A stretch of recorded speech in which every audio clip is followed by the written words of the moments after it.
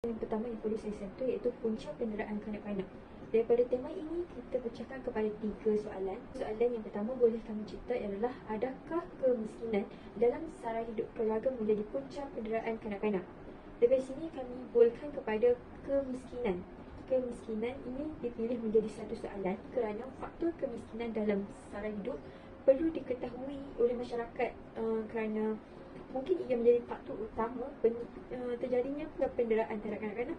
Selain itu, kita dapat menyelah ataupun menyelit secara tidak langsung membela nasib insan yang kurang berkemampuan dalam ekonomi. Pada soalan kedua, kita menerusi soalan kedua iaitu, adakah ibu bapa kurang ilmu agama menjadi punca penderaan kepada kanak-kanak? Di sini kita sebutkan kepada ibu bapa kerana mengapa kita memilih ibu bapa yang kurangnya ilmu agama ini menjadi faktor. Kami memilih soalan yang berkaitan dengan kurangnya ilmu agama serta cara mengendali anak-anak menuliskan kepada soalan yang terakhir iaitu soalan yang ketiga. Adakah masalah pribadi menjadi punca penderaan kanak-kanak?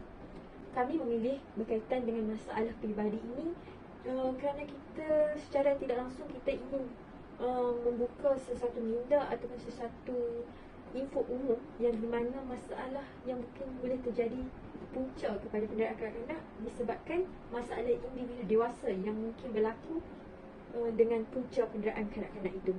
Soalan kedua yang ditanya kepada ChatGPT adalah, apakah kesan penderaan terhadap kanak-kanak? Baiklah, terdapat 3 soalan yang ditanya kepada ChatGPT. Soalan yang pertama adalah, adakah penderaan memberi kesan kepada emosi dan fizikal kanak-kanak? Baiklah, penderaan terhadap kanak-kanak boleh memberi kesan serius kepada emosi dan fizikal mereka. Saya memilih soalan ini kerana kesihatan dan keselamatan kanak-kanak adalah isu yang penting yang perlu kita bincangkan dan yang perlu kita fahami.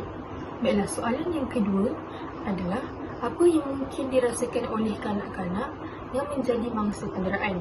Baiklah, saya memilih soalan ini kerana penting untuk kita memahami impak emosi yang dialami oleh kanak-kanak yang menjadi mangsa penderaan.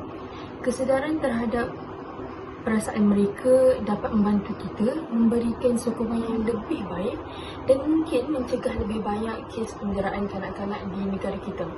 Baiklah, yang ketiga, bagaimanakah penderaan kanak-kanak boleh mempengaruhi hubungan sosial mereka? Baiklah, saya memilih soalan ini kerana memahami bagaimana penderaan kanak-kanak mempengaruhi hubungan sosial mereka penting untuk mengenal pasti dan merawat kesan yang mungkin berlarutan dalam kehidupan kanak-kanak tersebut. Baiklah, berdasarkan analisis 1 daripada jawapan ChatGPT untuk soalan 1, kemiskinan boleh menjadi punca utama penderaan kanak-kanak. Disebabkan kehidupan yang mengalami kesukaran ekonomi boleh menimbulkan rasa tekanan, rasa marah sebab susah nak memenuhi keperluan asas seperti tempat tidur, makanan, pakaian dan perbelanjaan dan sebagainya lah. Ibu bapa ataupun orang dewasa akan menjadikan kanak-kanak sebagai tempat untuk mereka melepaskan stres ataupun tekanan yang mereka hadapi disebabkan masalah kewangan itu sendiri. Kami menyokong jawapan ini dengan hasil kajian yang kami dapat daripada Jurnal Sains Sosial dan Kemanusiaan Malaysia yang mengatakan penderaan kanak-kanak itu berlaku apabila ibu bapa melepaskan tekanan ataupun marah kepada mereka, iaitu anak-anak, berpunca daripada masalah kewangan itu sendiri. So kat sini kita boleh tengok memang kebanyakan masalah penderaan berlaku disebabkan punca dia masalah kewangan, iaitu kemiskinan. Kemiskinan, so kita boleh jelaskan kat sini, kemiskinan adalah punca utama berlakunya penderaan kanak-kanak ni sebab dia boleh menimbulkan stres yang amat pada keluarga ataupun orang dewasa sehingga kanak-kanak iaitu golongan yang lemah menjadi tempat mereka untuk melepaskan marah. Berdasarkan jawapan ChatGPT mengenai ibu bapa yang kurang ilmu agama menyebabkan penderaan kanak-kanak tidak boleh dipandang sebagai satu-satunya faktor yang menyumbang kepada penderaan kanak-kanak. Kami bersetuju dengan jawapan ChatGPT tersebut kerana terdapat pelbagai faktor lain yang mungkin menyumbang kepada penderaan kanak-kanak. Penting untuk memahami bahawa isu penderaan kanak-kanak ini adalah satu isu yang rumit dan perlu kepada penelitian yang teliti. Berdasarkan kajian Abdul Halim, Nur Hanis dan Jasmi Kamarul Azmi pada tahun 2022 mengenai penderaan kanak-kanak di Malaysia, terdapat segelintir ibu bapa yang mendera kanak-kanak disebabkan oleh kurang didikan agama. Individu yang tidak berpegang teguh kepada pegangan agama kelihatan tidak bermatlamat dalam kehidupan. Apabila bercakap mengenai pengurusan kanak-kanak, kebanyakan ibu bapa bukannya tidak tahu, tetapi mereka bergelut untuk mengawal emosi mereka dan hilang kawalan apabila berhadapan dengan cabaran. Seterusnya, analisis pertama, soalan yang ketiga iaitu masalah peribadi yang merupakan punca penderaan kanak-kanak. Masalah peribadi dapat diisi dalam berbagai bentuk iaitu tekanan kehidupan, gangguan mental, ketagihan dana dan alkohol dan sebagainya. Menurut Journal of Science and Humanities, tekanan kehidupan merupakan punca penderaan kanak-kanak. Hal ini kerana ibu bapa yang mempunyai isu di tempat kerja sehingga menyebabkan tekanan lalu melepaskan tekanan tersebut terhadap anak-anak sehingga menyakiti dan mencederakan mereka. Tambahan lagi, menurut Jurnal Undang-Undang dan Masyarakat, gangguan mental merupakan punca penderaan kanak-kanak. Hal ini kerana ibu bapa yang mempunyai sebab-sebab tertentu pada zaman sebelum mereka seperti trauma sehingga menyebabkan kesihatan mental mereka tidak sihat. Terdapat segelintir ibu bapa yang mempercayai perkara-perkara kalut sehingga menyebabkan anak mereka menjadi angsa korban disebabkan kepercayaan kalut tersebut.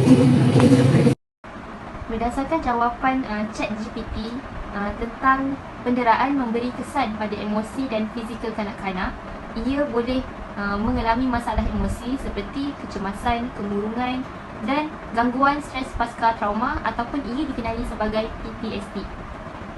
Selain itu, mereka juga akan menghadapi kecederaan fizikal seperti patah tulang, cacat, parut, lumpuh dan lain-lain. Kanak-kanak yang didera lebih cenderung dalam bersendirian. Hal ini kerana ia akan mengakibatkan mereka terlibat dalam masalah mental. Masalah mental adalah salah satu kesan jangka panjang. Kecederaan pada fizikal akan mencacatkan ataupun meruncatkan masa hadapan mereka. Iaitu, ibu bapa haruslah berhati-hati dalam mendidik anak-anak agar ia tidak membawa kepada keburukan kepada anak-anak itu sendiri. Kami bersetuju dengan jawapan ChatGPT bahawa penderaan ini memberi kesan pada emosi dan fizikal kanak-kanak. Tidak dapat dinafikan bahawa penderaan dapat memberi masalah mental kepada kanak-kanak yang juga boleh membawa ataupun memberi kepada tekanan serta kecacatan yang kekal dapat memberi kesan kepada kanak-kanak tersebut. Berdasarkan kajian Dr. Joseph Tan iaitu pada tahun 2023, penderaan boleh menyebabkan perkembangan otak yang tidak sesuai, kesukaran dalam penglihatan, pendengaran serta suka menyendiri. Jadi hal ini jelas menunjukkan bahawa kesan penderaan itu bahaya pada fizikal dan emosi kanak-kanak tersebut. Oleh itu, kesan penderaan boleh memberi mudarat ataupun keburukan kepada kanak-kanak tersebut. Kanak-kanak yang menjadi mangsa penderaan mungkin merasakan takut, kebingungan, malu dan kurang percaya diri. Mereka mungkin juga mengalami kebimbangan, kemurungan dan trauma yang mendalam yang boleh memberi kesan kepada perkembangan emosi dan sosial mereka. Adalah penting untuk memberi mereka sokongan memahami perasaan mereka dan mencari bantuan profesional bagi pemulihan. Penderaan kanak-kanak memberi kesan atau impak kepada perkembangan emosi mereka. Menurut artikel Siakap Keli mengenai impak penderaan kanak-kanak pada pembesaran mereka iaitu pendadahan berulang kepada peristiwa yang memberikan tekanan boleh mendatangkan kesan kepada tindak balas tekanan otak, menjadikannya tidak aktif dan kurang penyesuaian diri. Penyelidikan ini juga mendapati terdapat hubung kait antara kesan penderaan kanak-kanak dengan masalah kesihatan pada masa depan seperti perkembangan otak yang tidak sesuai, ketidakseimbangan antara kemarahan sosial, emosi dan kognitif, dan kecacatan bahasa. Selain itu, menurut Kementerian Kesihatan Malaysia, menyebabkan kanak-kanak berasa keliru, sedih, marah dan teruk. Cara mereka menyatakan perasaan masing-masing bergantung kepada umur dan tahap pembesaran mereka. Perasaan bayi dan kanak-kanak kecil digambarkan dalam tingkah laku mereka. Kanak-kanak akan secara tidak langsung menjadi tertekan sekiranya ibu bapa tertekan. Kanak-kanak kecil boleh menyalahkan diri mereka disebabkan oleh keganasan, manakala kanak-kanak sekolah mahu menyembunyikan segala yang berlaku di rumah mereka daripada rakan-rakan. Remaja mungkin berasa marah dan menyalahkan ibu bapa yang ganas atau ibu bapa yang mendera. Mereka juga mungkin berasa geram atau terbeban kerana terpaksa melindungi ahli keluarga yang didera. Sesetengah mereka boleh melibatkan diri dalam tingkah laku ganas atau mengambil risiko yang berbahaya. Berdasarkan jawapan yang diberikan oleh ChatGPT tentang kesan penderaan terhadap kanak-kanak bagi hubungan sosial mereka, kanak-kanak yang pernah didera mungkin mengalami kesukaran untuk membina hubungan yang sihat. Mereka mempunyai masalah dalam kepercayaan terhadap diri sendiri, cenderung untuk menarik diri atau kesukaran untuk mempercayai orang lain. Jadi ini boleh menjejaskan hubungan mereka dengan orang di sekeliling mereka.